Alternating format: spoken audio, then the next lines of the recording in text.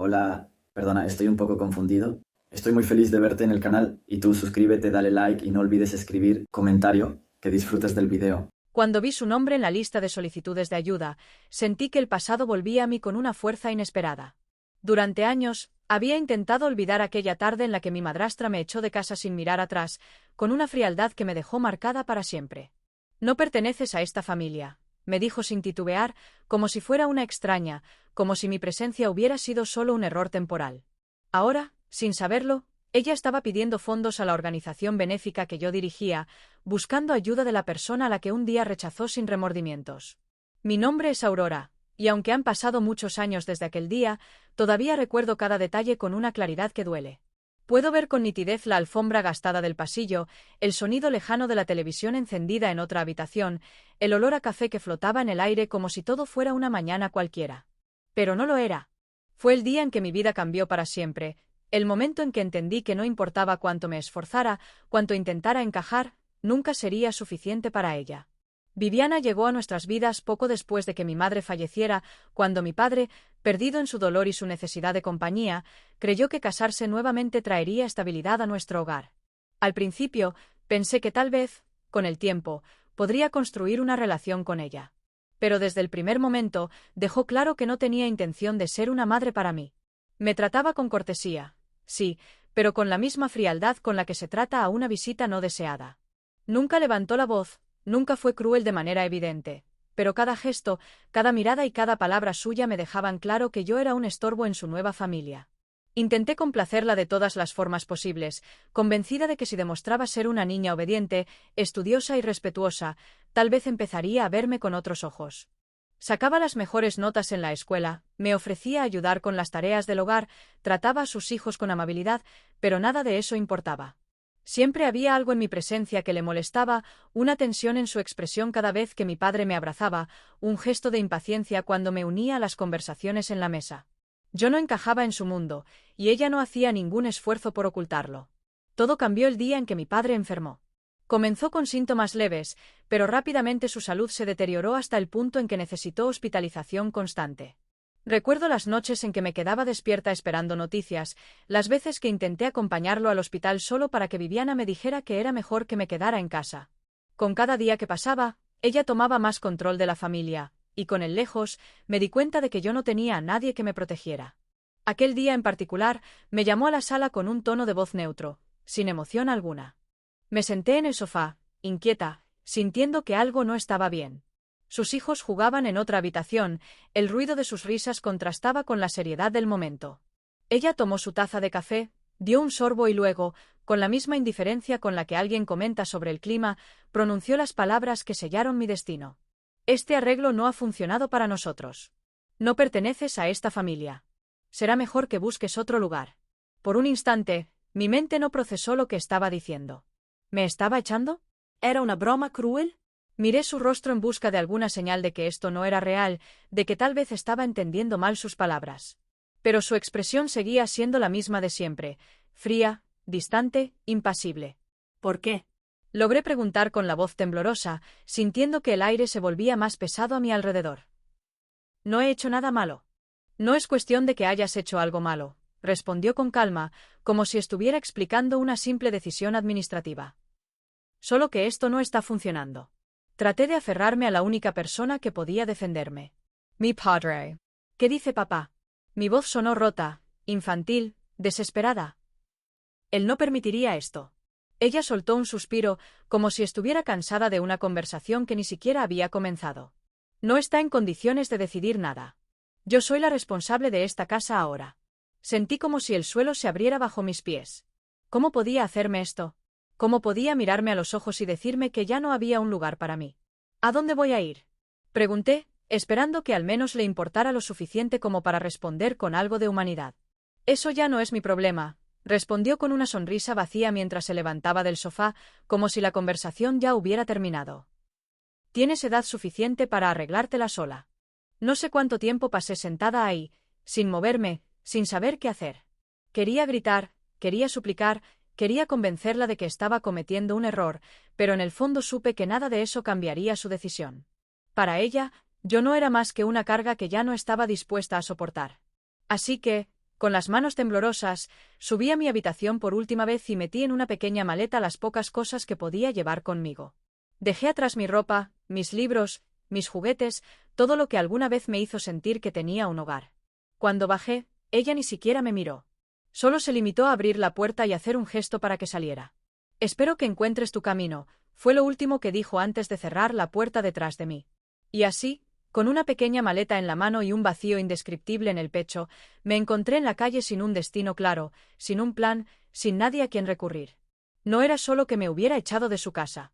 Me había arrancado la única familia que me quedaba. Los primeros días después de haber sido expulsada de casa fueron los más duros, no solo por la incertidumbre de no saber dónde dormiría o qué comería, sino porque aún me aferraba a la esperanza ingenua de que todo era un error que pronto se corregiría.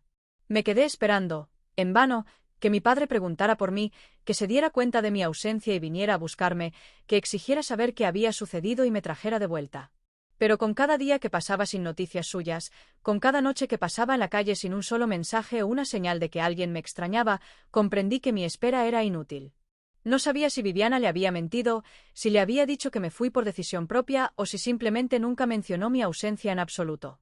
Tampoco sabía si él estaba demasiado enfermo como para preocuparse por otra cosa que no fuera su propia recuperación o si, en el fondo, simplemente había decidido olvidarse de mí. Lo que sí supe con certeza fue que yo estaba completamente sola y que nadie vendría a salvarme.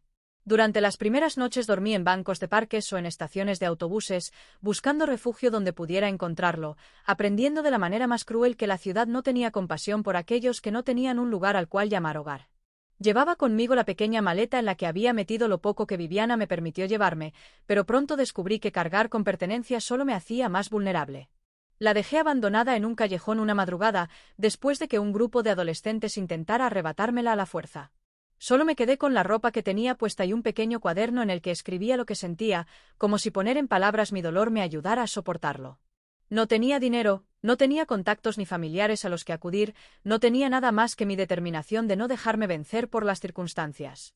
Fue esa determinación la que me llevó a encontrar un refugio para niños sin hogar, un lugar que estaba lejos de ser acogedor, pero que al menos me ofrecía un techo y comida caliente. Allí aprendí que la vida en la calle era aún más difícil de lo que imaginaba, que el hambre podía ser un enemigo despiadado y que la soledad se volvía un peso insoportable cuando no había esperanza de que las cosas mejoraran. Aquel refugio estaba lleno de otros niños y adolescentes que, como yo, habían sido rechazados, abandonados o se habían quedado sin familia por circunstancias que nadie elegiría. Algunos eran demasiado pequeños para entender por qué estaban allí, otros habían pasado tanto tiempo en la calle que ya no recordaban lo que era sentirse seguros. Escuché historias de abusos, de familias que preferían deshacerse de sus hijos antes que cargar con ellos, de chicos que habían escapado de hogares peores que la vida en la calle. Entre nosotros no hablábamos mucho de nuestros pasados, porque en ese lugar todos sabíamos que el dolor era algo personal, algo que no se compartía con facilidad. Durante las primeras semanas, no hablaba con nadie más de lo necesario, no confiaba en nadie y no esperaba nada de nadie. Veía a algunos chicos dejarse llevar por la desesperanza, resignarse a que ese sería su destino para siempre, convencerse de que nunca saldrían de ahí. Pero yo no podía aceptar esa idea, no podía permitir que mi vida terminara en un refugio, dependiendo de la caridad de desconocidos para sobrevivir. No sabía cómo lo haría ni cuánto tiempo me tomaría, pero tenía claro que no me quedaría atrapada en aquel lugar. Sabía que nadie vendría a salvarme, que nadie me debía nada y que la única persona en la que podía confiar era en mí misma. Y así, con una determinación que ni siquiera sabía que tenía, tomé la única decisión que podía tomar, no rendirme. Los años que pasé en el refugio fueron duros, llenos de incertidumbre y momentos en los que pensé que jamás saldría de ahí, pero también fueron los años en los que descubrí una verdad que cambiaría mi vida para siempre. Aunque aquel lugar no era un hogar en el sentido tradicional, sí era un espacio donde encontraba, al menos, un poco de estabilidad en medio del caos que había sido mi existencia desde el día en que me echaron a la calle.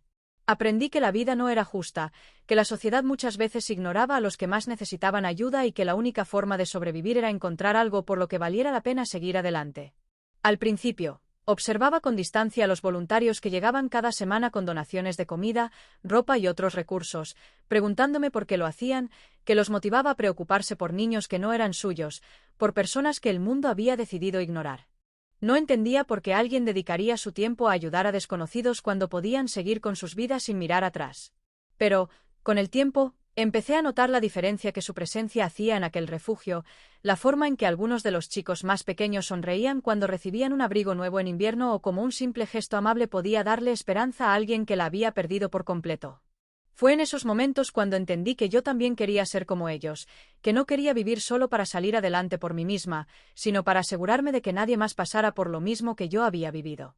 Cada vez que llegaban nuevos niños al refugio, veía en sus rostros el mismo miedo y la misma confusión que yo sentí cuando llegué por primera vez, y aunque no podía cambiar su realidad de inmediato, me prometí que haría todo lo posible por encontrar una forma de ayudarlos. Fue entonces cuando supe que mi vida debía tener un propósito más grande que solo sobrevivir. Con esa idea en mente, me esforcé en la escuela como nunca antes lo había hecho, estudiando hasta altas horas de la noche con la determinación de alguien que sabía que no tenía segundas oportunidades. Sabía que no tenía familia que me apoyara, que nadie iba a pagarme una universidad o asegurarme un futuro estable, así que cada examen, cada proyecto y cada oportunidad eran mi única salida. Además de estudiar, acepté cualquier trabajo que pudiera conseguir, desde limpiar mesas en restaurantes hasta ayudar en bibliotecas o vender dulces en la calle, cualquier cosa que me permitiera ahorrar un poco de dinero y demostrarme a mí misma que podía construir mi propio camino sin depender de nadie. Fueron años de sacrificio y de dudas, de momentos en los que creí que todo el esfuerzo no serviría de nada, en los que la frustración me hacía preguntarme si realmente lograría salir de aquel ciclo de pobreza y abandono. Pero cada vez que pensaba en rendirme, recordaba la voz de Viviana diciéndome que no pertenecía a su familia, recordaba el frío de aquella primera noche en la calle, recordaba todas las veces que tuve que ocultar mi hambre para no parecer débil ante los demás. No podía permitirme fallar, no cuando había luchado tanto para llegar hasta donde estaba.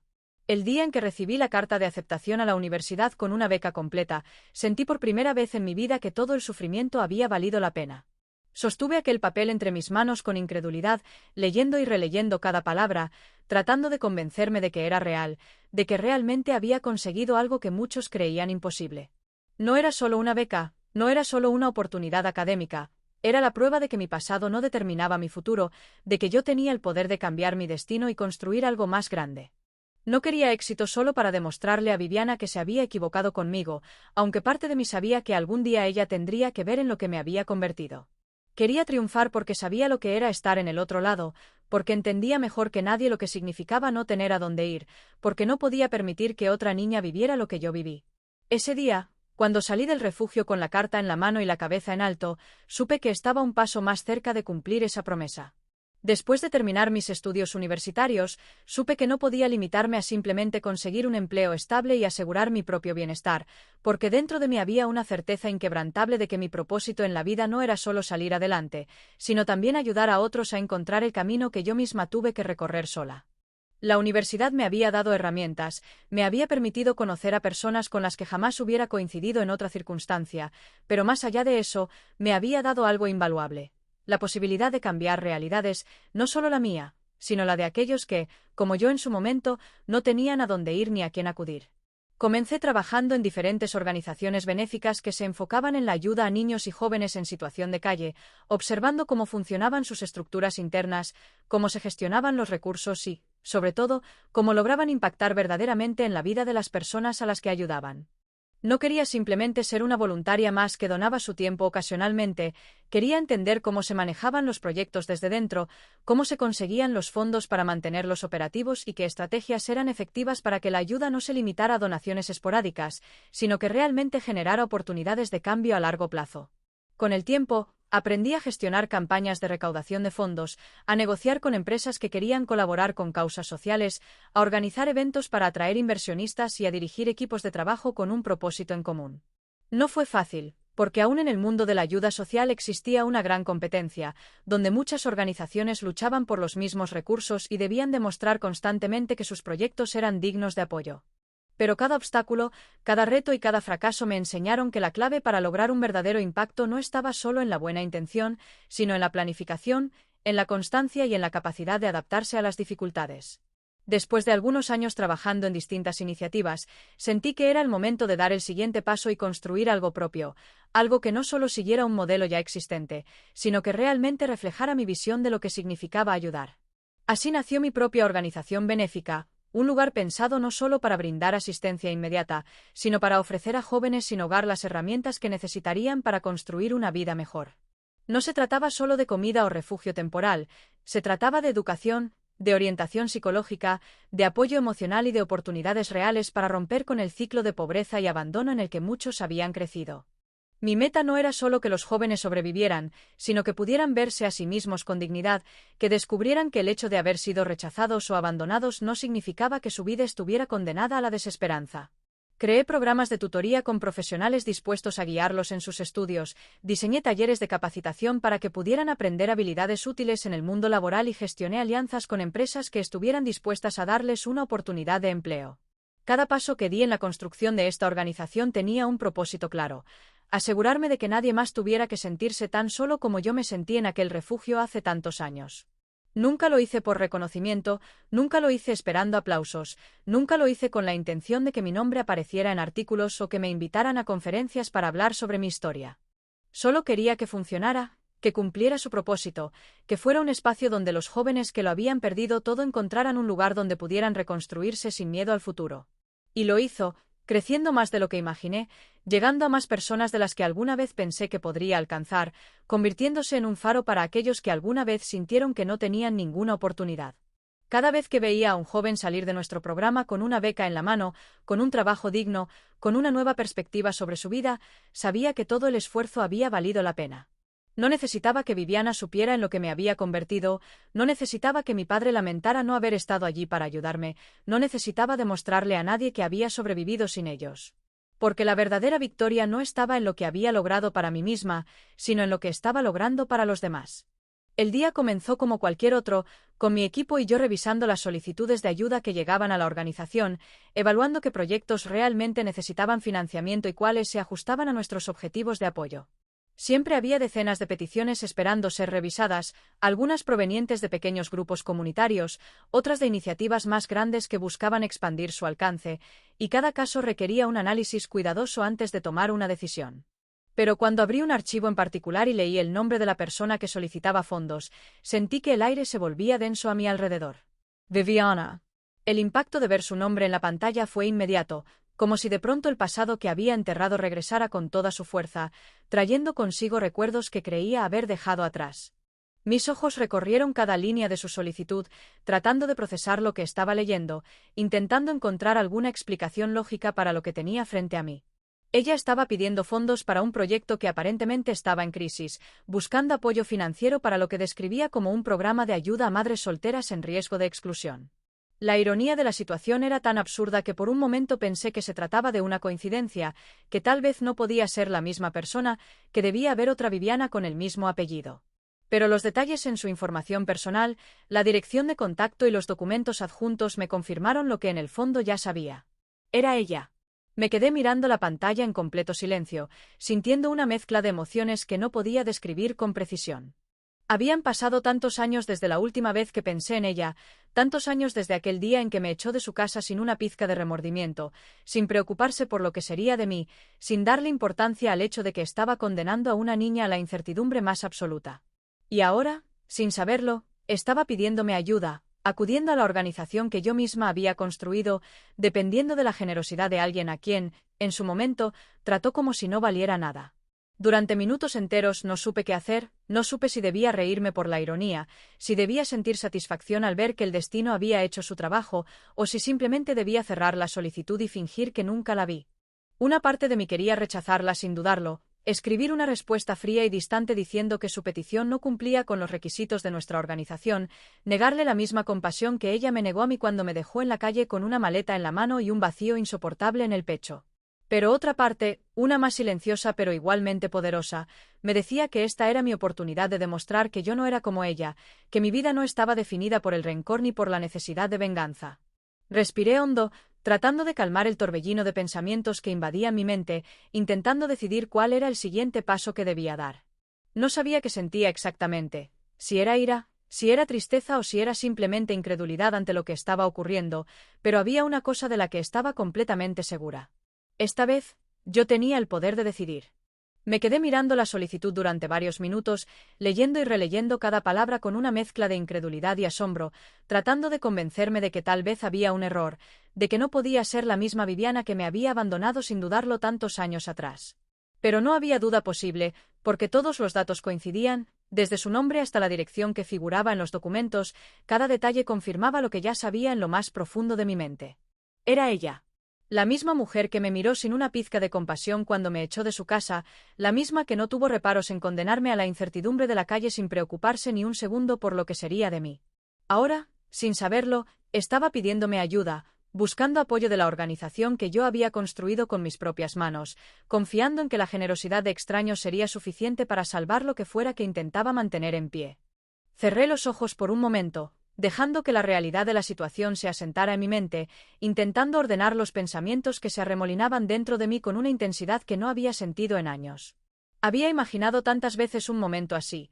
Había soñado con el día en que el destino nos pondría cara a cara, en el que finalmente ella vería que no solo había sobrevivido sin su ayuda, sino que había llegado mucho más lejos de lo que jamás habría podido imaginar.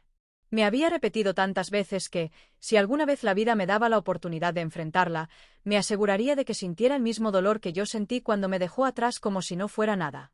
Sin embargo, ahora que tenía ese poder en mis manos, ahora que ella dependía de mí para recibir la ayuda que necesitaba, no sentí el placer de la venganza ni la satisfacción de haber ganado.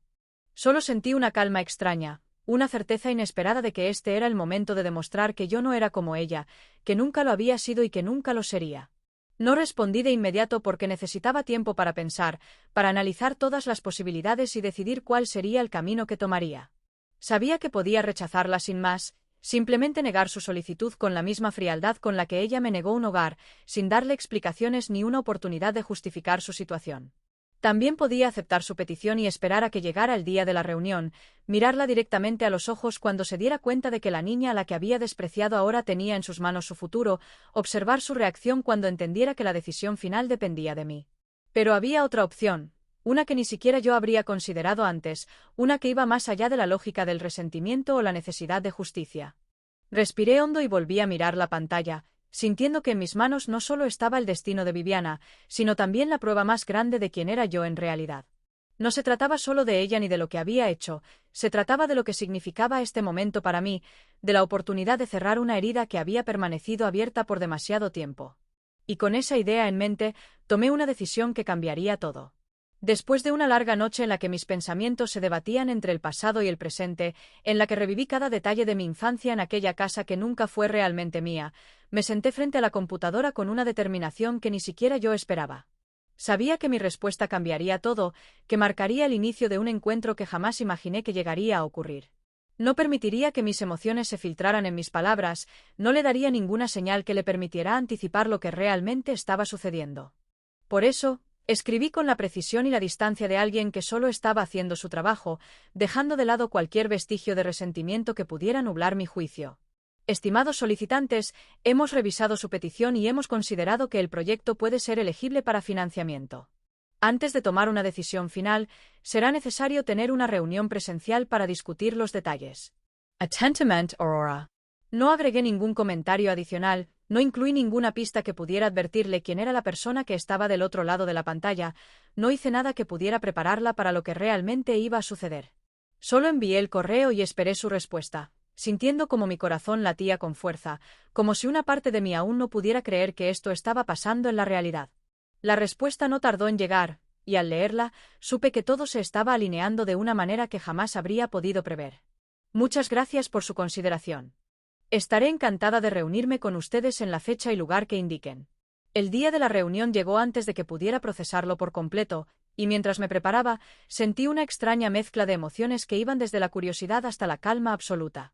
Me pregunté si ella me reconocería de inmediato, si sentiría culpa al verme, si intentaría fingir que nada había pasado o si, por el contrario, su rostro reflejaría la sorpresa de alguien que jamás imaginó que la persona a la que un día rechazó sin piedad ahora estaba en posición de decidir su futuro. No tenía respuestas para ninguna de esas preguntas, pero sí tenía algo claro. Esta vez, yo tenía el control. Cuando finalmente entró en la sala de conferencias, la observé con atención, analizando cada detalle de su apariencia, cada gesto, cada movimiento sutil que pudiera revelar algo sobre la persona en la que se había convertido. Su cabello tenía más canas que antes, sus ojos reflejaban un cansancio que antes no estaba ahí, y aunque su postura seguía siendo firme, había una carga invisible en su expresión, algo que delataba que los años no habían pasado en vano.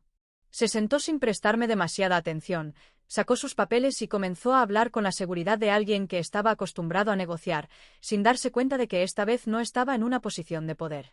La dejé hablar sin interrumpirla, observando cómo explicaba su proyecto con precisión, detallando la difícil situación en la que se encontraba su organización, describiendo el impacto positivo que la financiación de nuestra fundación podría tener en muchas mujeres que realmente necesitaban ayuda.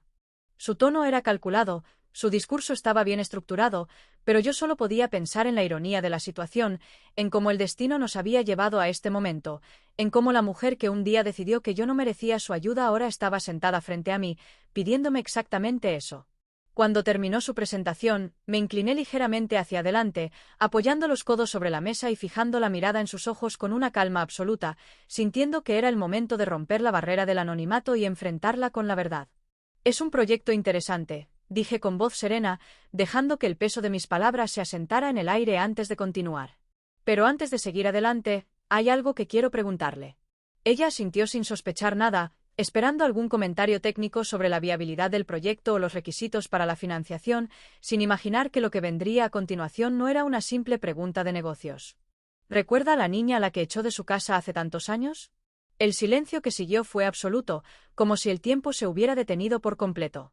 El silencio que siguió a mi pregunta fue absoluto, un vacío denso que pareció extenderse por toda la sala, ahogando cualquier otro sonido.